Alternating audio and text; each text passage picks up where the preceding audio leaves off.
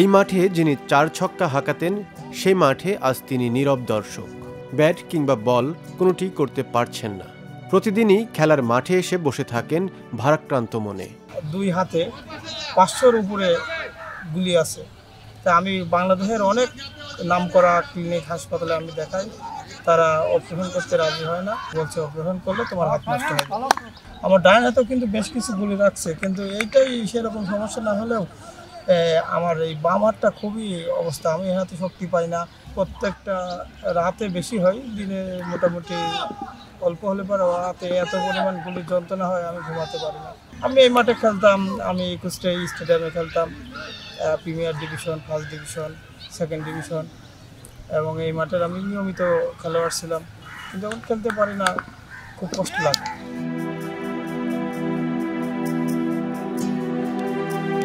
এই গড়া স্পোর্টিং ক্লাবের একজন নির্ভরযোগ্য খেলোয়াড় মোহাম্মদ শরীফুল ইসলাম শরীফ, সে কুষ্টিয়া জেলা ক্রীড়া সংস্থায় খেলেছে, প্রিমিয়ার ডিভিশনে খেলেছে এবং প্রতিনিধিত্ব করেছে। আমরা ছোটবেলায় একসাথে এখানে খেলে, প্রায় 500-র উপরে অধিক তার হাতে গুলি। এই গুলি আমরা এখন তার একটা নিয়মিত, সে আমাদের খেলোয়াড়, সে মাঠে আসতে পারে না। তার যে উন্নত চিকিৎসার জন্য যে তার পাশে এসে দাঁড়াবে, কেউই এসে দাঁড়াচ্ছে না। আমরা সব স্তরে আবেদন জানাতে চাই এই সরকারের কাছে উন্নত চিকিৎসার জন্য তার পাশে সহযোগিতা করুন। তার যে চিকিৎসা ব্যয়, এটা আসলে আমাদের জন্য ক্যারি করা সম্ভব হচ্ছে না। তো আমরা চাচ্ছি যে উপর পর্যায় থেকে তার জন্য সুচিকিৎসা করার জন্য এগিয়ে আসুক, এবং আমরা চাই যে সে দ্রুত মাঠে ফেরুক। পরিবারের একমাত্র কর্মক্ষম ব্যক্তি ছিলেন তিনি। কোটা সংস্কারের যৌক্তিক দাবি ও শেখ হাসিনা সরকার পদত্যাগের দাবিতে ছাত্র জনতার গণঅভ্যুত্থানে বাংলাদেশ স্বৈরাচার মুক্ত হলেও সে সময় যারা নিয়েছিলেন দুঃসাহসিক পদক্ষেপ, তারা কেমন আছেন? যাদের একজন কুষ্টিয়া শহরের আমলাপাড়ার যুবদল নেতা শরীফুল ইসলাম শরীফ।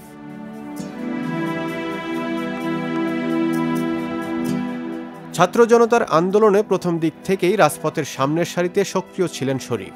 জুলাই বিপ্লবের আনন্দ উল্লাসে যোগ দেন ছাত্র জনতা সহ কুষ্টিয়ার আপামর সাধারণ মানুষ। কুষ্টিয়া শহরের থানা মোড়ে পুলিশ ও আওয়ামী লীগের নেতাকর্মীরা ছাত্র জনতাকে লক্ষ্য করে গুলি ছোড়ে। সেখানে দুহাতে গুলিবিদ্ধ হন শরীফুল। শরীফুলকে দ্রুত হাসপাতালে নিয়ে যাওয়ার পর চিকিৎসকদের দেওয়া তথ্যে তার শরীরে একাধিক গুলির সন্ধান মেলে। পরবর্তীতে তার শরীর থেকে কিছু সংখ্যক গুলি বের করা গেলেও এখনও আটকে আছে অনেক।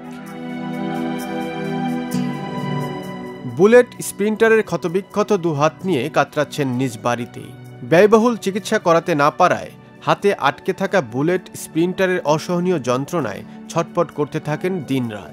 চিকিৎসা সেবায় ব্যয় নিয়েও দুশ্চিন্তায় তিনি ও তার পরিবার। গরিব মানুষ, টাকা পয়সা দিয়ে দেখাতে দেখাতে আমি এখন অসহায়, আর তো পারতেছি না। এখনো কতটি অপারেশন করতে হবে তা বলতে পারিনি। আমি কেমন করে দেখাবো? আমরা চাই সরকারের কাছে যে এই পঙ্গু যারা হারিয়ে গেছে তো গেছেই, তারও দেখতে হবে, আর এই পঙ্গু যারা হয়েছে, যার হাত নেই, পাও নেই, চোখ নেই, তাদেরও দেখতে হবে। এত গুলি মনে হয় কেউ খায় নাই, কিন্তু আমাকে এই সরকারের কোনো একটা প্রতিনিধি আমার সাথে দেখা করতে আসেনি, তো একটা মোবাইল ফোন বা কোনো মাধ্যম দিয়ে কিন্তু আমার সাথে যোগাযোগ করার চেষ্টা করি নাই। আপনারা যে সরকারে আছেন, এই সরকার কিন্তু আমাদের রক্তের বিনিময়, অবশ্যই আমাদের দেখা উচিত।